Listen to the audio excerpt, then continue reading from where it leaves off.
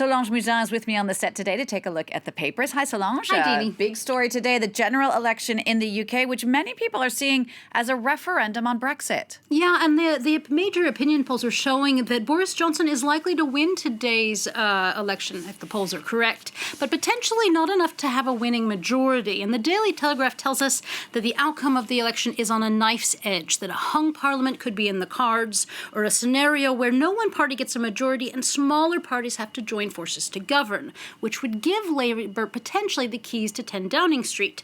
But to get there, Jeremy Corbyn would have to make potentially major concessions, including, for example, agreeing to a second referendum on Scottish independence to be able to join forces with the Scottish National Party. And Bob Moran refers to all that in his cartoon today for the Telegraph. So a little boy with no gifts asking Santa for some, and Santa replies that with this election, it may turn out that no one is going to get what they want. So some philosophizing there about how many voters may feel about this election. Now, this election really isn't just about Brexit, even though that's a big issue. Another big issue is the UK's National Health Service, or the NHS. Yeah, and the Daily Mirror makes a call to Labour voters to think about the NHS and nurses on its front page, making a plea that the Conservatives have been undermining and not sufficiently funding the struggling healthcare system. But the pro-Labour paper isn't the only one discussing this issue of the British healthcare system. The International New York Times has a front-page article today that explains how healthcare after Brexit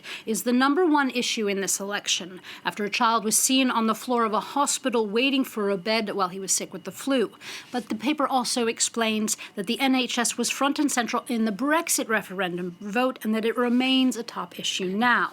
Now, the French version of Slate.fr is also talking about this today. They refer to an NHS report that indicates that since 2016, over 5,000 people died waiting for beds in the emergency room. Shocking figures that point to an underfunded and struggling health sector. And here Slate makes a link with France. And it says that the number of hospital beds in France has been cut by over 100,000 in the past 2 decades. Now, French medical interns are currently on strike to protest that, among other things, the healthcare system here as well.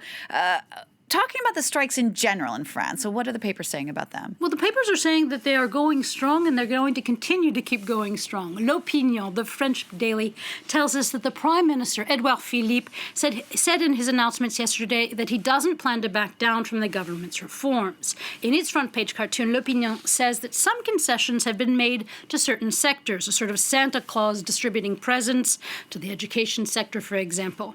But that when it comes to the retirement age, the CFDT union is out of luck. They weren't part of the strikes before, but they've now joined forces with the other unions, calling for retirement forms to be stepped back and for another day of rallies next week. All right, let's focus now on the European Union and its ambitious and very expensive Green Deal that was announced yesterday, and it's going to be battled out by EU leaders when they meet tonight. Yeah, Ursula von der Leyen laid out the EU's new green plan yesterday, and she's argued for a more climate-friendly Europe in The Guardian.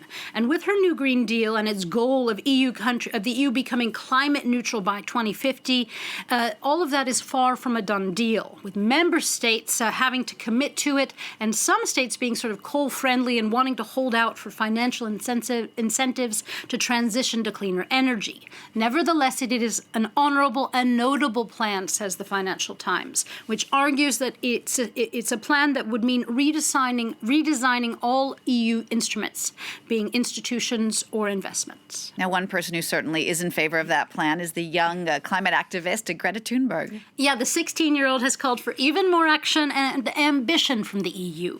She rebuked global leaders for dragging their feet. And as you may have heard, Greta Thunberg's activism has made her Time magazine's Person of the Year. So congrats to her there. With her signature braids, the Courrier International paints them as strong arms. And the site hopes that activists like her will manage to convince world leaders to do more to curb carbon emissions. All right, Solange, just to wrap up now, you have a crazy article about pigeons. Yeah, this one's a bit bizarre. It's from the Washington Post, and it's about pigeons that have been showing up in Las Vegas wearing cowboy hats. The two have actually been named. One is Cluck Norris. The other is Coo-lamity Jane. No one knows who is doing this to the pigeons, and animal rights activists are actually up in arms saying whoever is doing this is being cruel to the pigeons. But the Washington Post interviewed a pigeon expert. They do exist. And he says that that argument may be valid, but that there is an upside, that many of these pigeons have actually been taken in by families as pets. Allegedly, they're great pets.